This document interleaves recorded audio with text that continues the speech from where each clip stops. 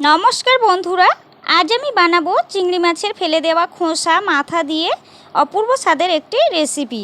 এই রেসিপিটি গরম ভাতের সাথে খেতে অপূর্ব লাগে। রেসিপিটি বানানোর জন্য আমি এখানে চিংড়ি মাছের মাথাগুলো আর খোসাগুলোকে নিয়েছি, ধুয়ে পরিষ্কার করে নিয়েছি। এখন আমি এটাকে মিক্সিতে পেস্ট করে নেব, আধা পেশা করে। তোমরা চাইলে শিল নোড়াতেও পেস্ট করে নিতে পারো। তো দেখো আমি পেস্ট করে নিয়েছি আধা পেশা করে। এখন আমি এটাকে ছাঁকনির সাহায্যে ছেঁকে জল দিয়ে পুরো এটাকে ছেবড়াটাকে ফেলে দেব।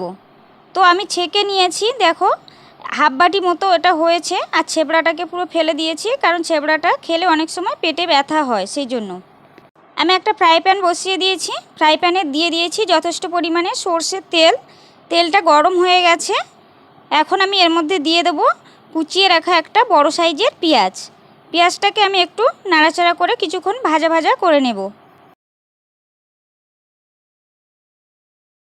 পেঁয়াজটা আমার ভাজা ভাজা হয়ে গেছে, কিছুক্ষণ নাড়াচাড়া করে নিয়েছি। এখন আমি এর মধ্যে দিয়ে দিচ্ছি পেস্ট করে রাখা আদা, রসুন আর কাঁচা লঙ্কা।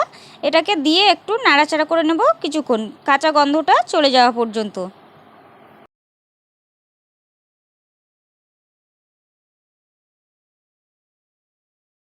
কিছুক্ষণ আমি নাড়াচাড়া করে নিয়েছি, আদা রসুনের কাঁচা গন্ধটা চলে গেছে। এখন আমি দিয়ে দিচ্ছি ধনে গুঁড়ো, জিরে গুঁড়ো, হলুদ গুঁড়ো, সামান্য নুন, আর দিয়ে দিচ্ছি সামান্য শুকনো লঙ্কার গুঁড়ো।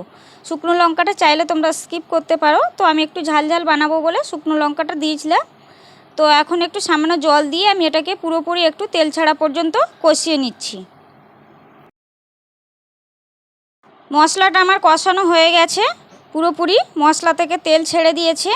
এখন আমি দিয়ে দিচ্ছি ছেঁকে রাখা চিংড়ি মাছের খোসা বাটার জলটা দিয়ে আমি এটাকে পুরো নাড়াচাড়া করব। গ্যাসটা হাই করে পুরো শুকিয়ে নেব একদম জলটা। জলটা আমার অনেকটাই শুকিয়ে গেছে, নুন টুনগুলো আমি দেখে নিয়েছি একদম ঠিকঠাক রয়েছে। তো আরেকটু আমি একদম শুকিয়ে নেব, এটা আরেকটু রান্না করে নিচ্ছি।